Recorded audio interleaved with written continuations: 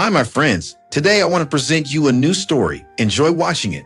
The house was always cloaked in an uneasy silence after dark, broken only by the creaks and groans of the old wooden floors. I often lay awake, staring at the ceiling, my heart heavy with the weight of the day's unspoken words and unseen wounds. Tonight was no different. It was close to midnight when I heard the familiar sound of my mother's muffled sobs drifting down the hallway. She emerged from my father's room, her face pale and tear-streaked, her hair disheveled.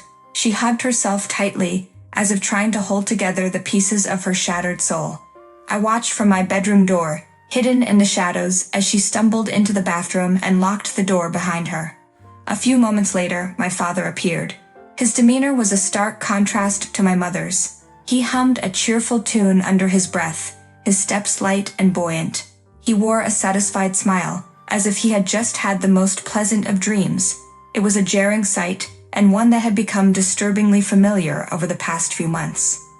My heart ached for my mother, but I couldn't understand what was happening. Why did she always leave his room in such distress, and why did he seem so content, almost euphoric, in the aftermath? The questions gnawed at me, but I was too afraid to ask, too scared of the answers I might receive. In the quiet solitude of my room, I tried to piece together the fragments of our fractured family life. My parents had always seemed happy, at least on the surface. But as I grew older, I began to notice the cracks. The whispered arguments behind closed doors, the strained smiles at family gatherings, the way my mother's eyes would darken with sorrow when she thought no one was looking. I felt helpless, caught in the middle of a storm I couldn't control or even fully comprehend. My grades began to slip, my concentration shattered by the emotional turmoil that seemed to permeate every corner of our home. I couldn't focus on my studies, couldn't find solace in the things that used to bring me joy. My friends noticed the change, but I couldn't bring myself to explain. How could I, when I didn't even understand it myself? One night, after another harrowing encounter between my parents, I found my mother sitting alone in the kitchen. Her eyes were red and swollen from crying, her hands trembling as she clutched a cup of tea. I wanted to comfort her, to ask her what was wrong, but the words caught in my throat. Instead, I sat beside her, offering silent support. She glanced at me, her eyes filled with a sorrow so deep it took my breath away. "It's not your fault, you know," she whispered, her voice barely audible. "None of this is your fault." I nodded, tears welling in my own eyes. "I just want to help, Mom. I want to understand." She sighed, a heavy, weary sound. "Some things are too complicated to explain, my darling. Just know that I love you, and I'm doing my best to protect you." Her words only added to my confusion. Protect me from what? From whom? I didn't have the courage to press her for more, and so I remained in the dark, a silent witness to the unraveling of our family. The days passed in a blur of schoolwork and strained family interactions. My mother continued to emerge from my father's room in the early hours of the morning, her face etched with fresh lines of pain. My father, meanwhile, seemed oblivious to her suffering, his mood inexplicably bright. I began to withdraw, my once carefree demeanor replaced by a constant state of anxiety. My grades suffered, and I found it increasingly difficult to focus in class. My teachers expressed concern, but I brushed them off with vague excuses about stress and lack of sleep. The truth was too complicated, too painful to share. One afternoon, as I sat alone in the school library, my best friend Saloni slid into the seat across from me. She studied my face with a worried frown. "You haven't been yourself lately, Ophelia. What's going on?" I hesitated, the urge to confide in her warring with my instinct to protect my family's secrets. "It's just things at home. They're not great right now." She reached across the table and squeezed my hand. "You know you can talk to me about anything, right? I'm here for you." I nodded, grateful for her support but unsure how much to reveal. "It's my parents. They fight a lot. And my mom, she cries all the time. I don't know what to do." Salome's eyes softened with sympathy. "That sounds really tough. Have you tried talking to them about it?" "I've tried," I admitted, my voice trembling. "But they won't tell me anything. It's like they're hiding something from me." Salome bit her lip, her brow furrowing in thought. "Maybe you should talk to someone else. A relative, maybe. Someone who might know what's going on." Her suggestion planted a seed of hope in my heart. There was one person who might have answers, my mother's cousin Orson. He had always been a close confidant of my mother's, and he visited often. Maybe he knew what was really happening behind closed doors. That evening, after another tense dinner, I found my mother sitting alone in the living room, staring blankly at the television. Summoning my courage, I approached her. "Mom, can I ask you something?" She looked up, her expression weary. "Of course, sweetheart. What is it? Why does Cousin Orson visit so often? Is he helping you with something?" Her eyes flickered with a mixture of surprise and something else. Guilt, perhaps? He's a good friend. He helps me when I need someone to talk to. Talk about what? I pressed, my heart pounding in my chest. She sighed, running a hand through her hair. "It's complicated, Ophelia. But he's someone I can trust, someone who understands what I'm going through." Her vague answers only fueled my curiosity. I needed to know more, but I didn't want to push her too hard. Instead, I resolved to find a way to speak with Orson directly. The opportunity came sooner than I expected. The next day, Orson dropped by for a visit while my father was at work. I waited until my mother was occupied in the kitchen before approaching him. "Cousin Orson, can we talk?"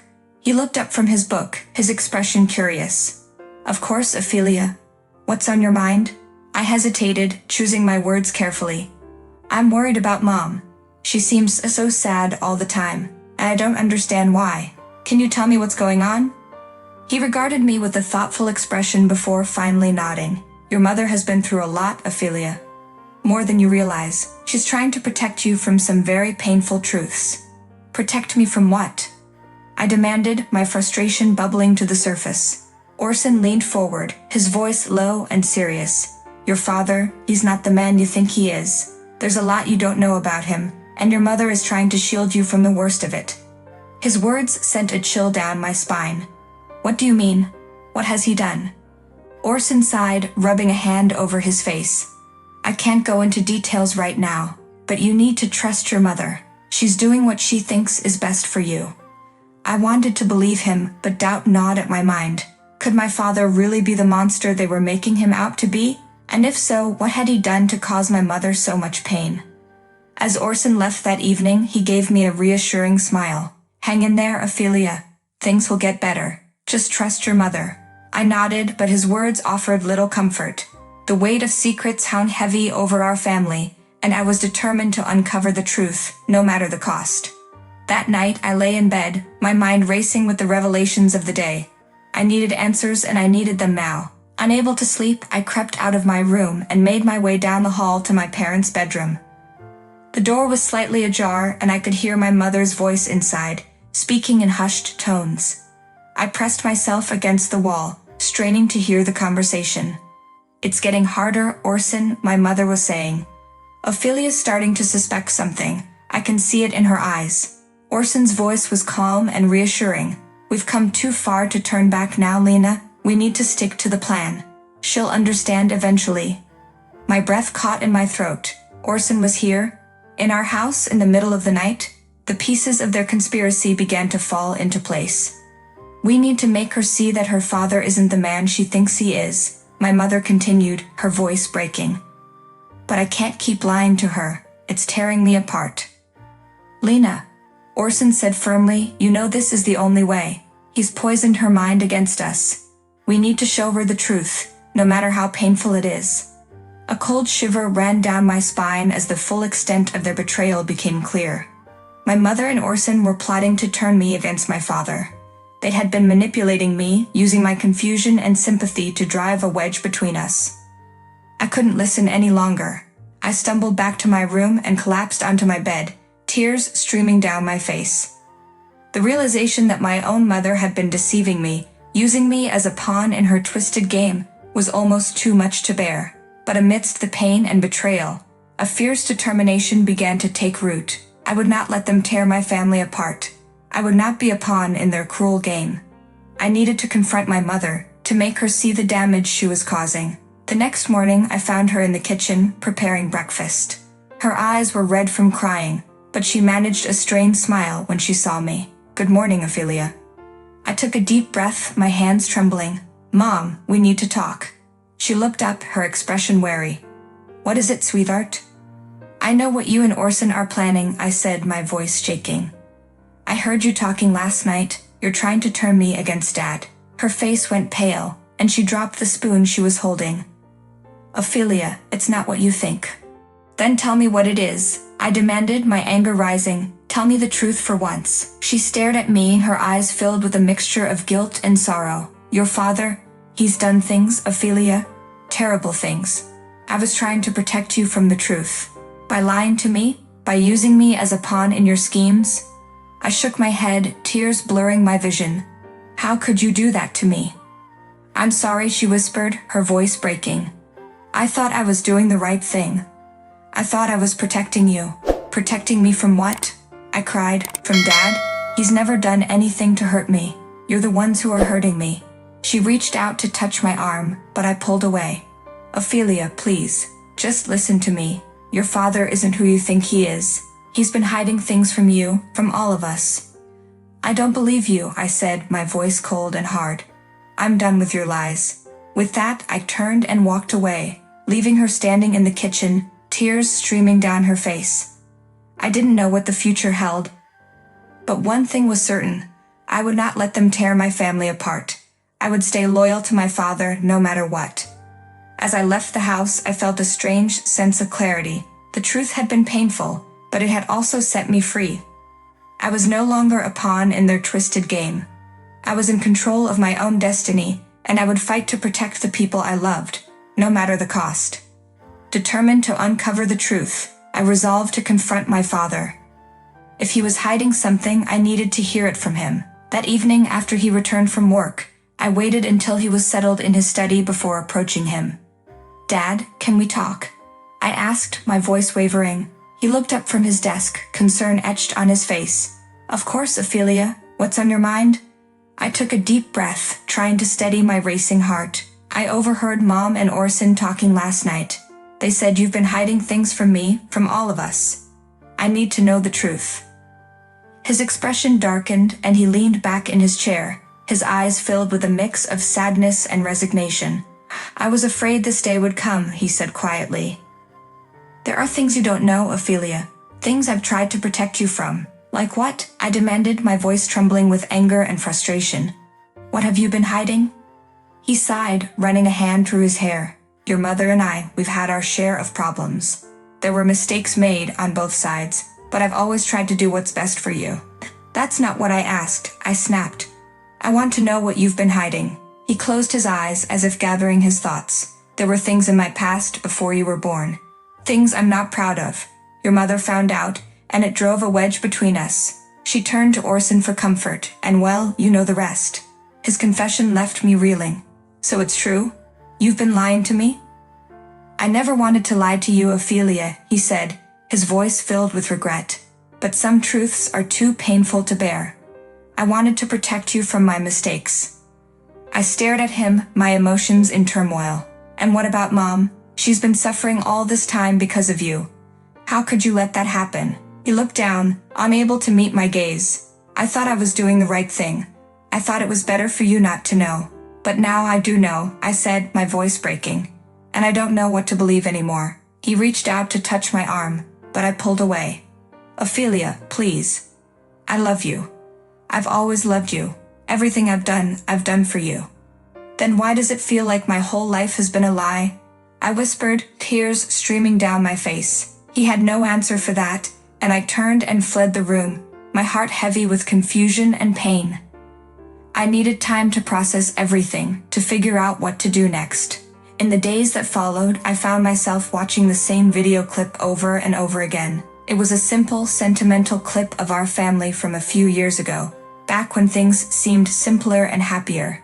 In it, my parents were laughing and holding hands, and I was playing in the background, blissfully unaware of the storm brewing just beneath the surface. I watched it countless times, searching for some clue, some indication of when things had started to go wrong, but no matter how many times I replayed it, I couldn't find any answers. It was as if the happiness we had once shared had been swallowed up by the darkness of the present. One afternoon, as I sat in my room, lost in thought, my phone buzzed with a message from Salome. Hey, are you okay? You've been really quiet lately. I I stared at the screen, unsure how to respond. I wanted to confide in her, to share the burden of my pain, but the words felt too heavy. Instead, I typed a simple reply. "I'm fine. Just dealing with some stuff." She replied almost immediately. "If you need to talk, I'm here, seriously." I felt a pang of guilt for keeping her at a distance, but I didn't know how to let her in. My world was falling apart, and I didn't want to drag her down with me. That evening, as I sat at the dinner table with my parents, the tension was palpable. My mother avoided my gaze, her face pale and drawn. My father was unusually silent, his eyes shadowed with worry. "I think we need to talk," I said, breaking the uncomfortable silence. They both looked up, their expressions guarded. "About what?" my father asked cautiously. "About everything," I replied, my voice steady. "I want to know the truth, all of it.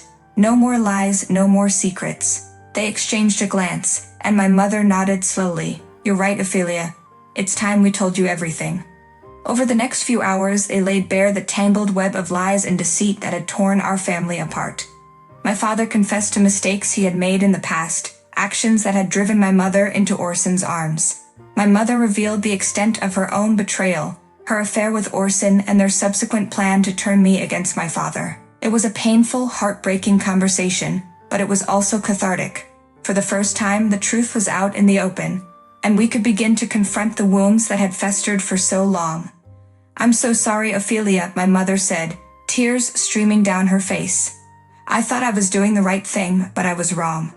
I should have trusted you with the truth from the beginning." My father nodded, his own eyes filled with regret. "We both made mistakes, and we both hurt you. But we love you more than anything, and we want to make things right." I looked at them, my heart heavy with conflicting emotions. "I don't know if things can ever be right again," I said honestly. "But I want to try. I want to believe that we can heal somehow." They both reached out, taking my hands in theirs. "We'll get through this together," my father said quietly. As a family, the days that followed were filled with difficult conversations and painful revelations.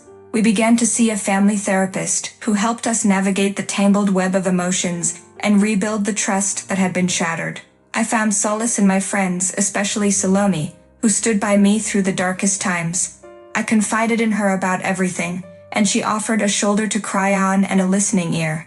It was a relief to finally share the burden of my pain with someone who cared. I continued to watch the old family clip, but now it served as a reminder of the love and happiness we had once shared. It gave me hope that we could find our way back to each other, even if the path was long and difficult. Slowly but surely, we began to heal. My parents worked on their relationship, rebuilding the trust that had been broken. My mother ended her contact with Orson, choosing to focus on our family instead. My father made amends for his past mistakes, proving through his actions that he was committed to being a better person and a better father. And I, in turn, began to find my way back to myself. My grades improved, and I started to feel like my old self again. The pain and confusion didn't disappear overnight. But with time, they began to fade, replaced by a renewed sense of hope and determination. One evening, as we sat together in the living room, my father suggested something that took us all by surprise. What if we took a trip, just the three of us? A chance to get away and reconnect. My mother and I exchanged a glance, and then she nodded, a small smile tugging at her lips. "I think that's a wonderful idea." And so, a few weeks later, we set off on a journey together. It wasn't a cure-all for our problems, but it was a step in the right direction. As we explored new places and created new memories, I felt a sense of closeness and unity that had been missing for so long. One evening, as we sat by the campfire, my father took my hand and squeezed it gently. "I know we've been through a lot, Ophelia, but I want you to know how proud I am of you. You've shown incredible strength and resilience." My mother nodded, her eyes shining with love. "We're so lucky to have you, and we promise to always be honest with you, no matter what." I smiled, feeling a warmth in my heart that had been absent for so long. "I love you both, and I'm willing to fight for our family, no matter what it takes." As the fire crackled and the stars twinkled overhead, I knew that our journey was far from over. But we were moving forward together, one step at a time. And that, I realized, was all that truly mattered.